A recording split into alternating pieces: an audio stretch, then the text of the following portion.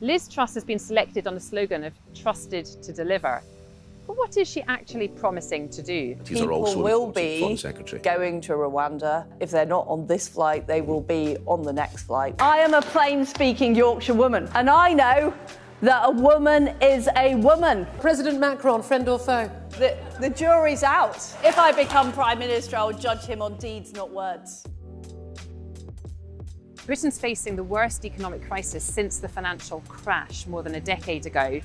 Soaring inflation, rising interest rates, wages are stagnating, and we have potentially a recession coming up.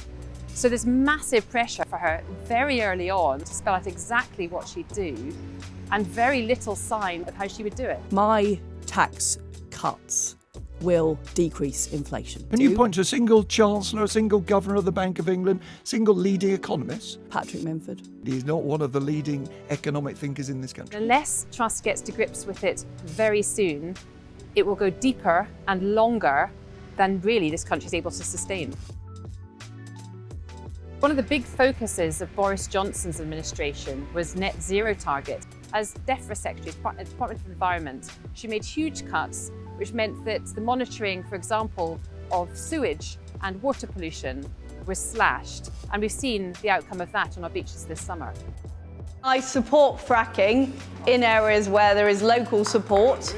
And what I would also do is make sure we're using the resources in the North Sea, as well as moving forward quicker with nuclear power. She potentially is going to move Number 10 away from sort of the green direction that it had previously. Liz Truss is fascinating on Brexit because, of course, she was a Remainer who campaigned to stay within the European Union. Well, I think the British people are sensible people.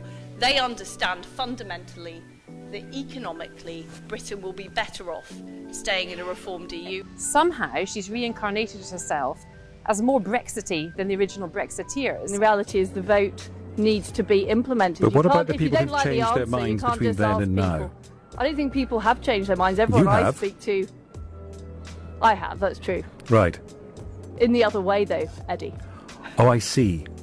So people can change their minds, but only if they go from Remain to Leave. And then, of course, she put her foot in it with our revelations that she had said that British workers needed a bit more graft. The referendum is like, we say it's all Europe that's causing us all these problems. So it's migrants that are causing these problems. But actually, what needs to happen is, a bit more graft.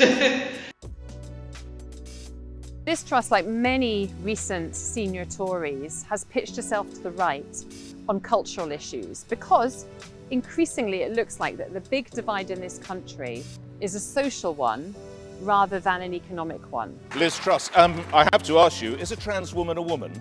No. I just said earlier a woman is a woman. And there is too much left-wing identity politics.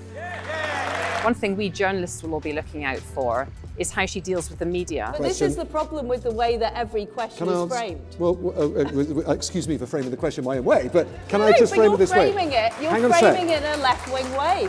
Tom, I'm afraid the whole media does this all the time. Right, we're all left-wing. Mad. There have been attacks on the media, and she's refused to commit to appointing a new independent ethics advisor at Number 10. I always thought you had high-quality standards at GB News, but...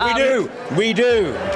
It's not the BBC, you actually get your facts right. Ultimately, Liz Truss has won because she's the members' darling. She's pitched herself to the right. She's pitched herself as the candidate of hope.